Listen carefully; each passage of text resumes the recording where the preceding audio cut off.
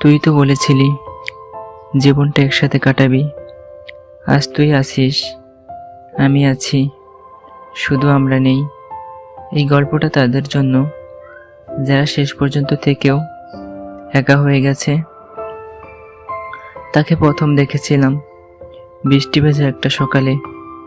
চোখে ছিল স্বপ্ন, আর হাসিতে ছিল দুনিয়া ভুলিয়ে দেওয়ার মতো জাদু।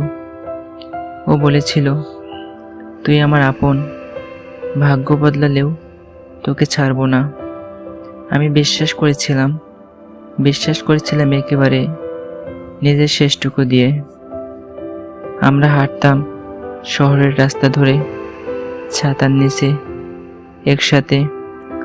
ওর হাতটা যখন ধরতাম মনে হতো এই পৃথিবীতে আমার কিছুই হারানোর নেই।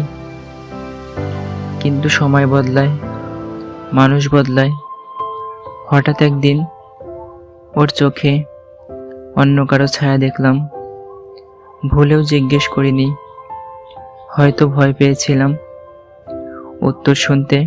একদিন চুপচাপ চলে গেল, না কোনো বিদায়, না কোনো শেষ আলাপ, শুধু একটা চিঠি। তাতে লেখা ছিল, তুই ভালো থাকিস, আমার জায়গা অন্য কোথাও। আজ ওর নাম শুনলে মনে হয় কোনো ভুল করে পড়া পুরনো কবিতার মতো।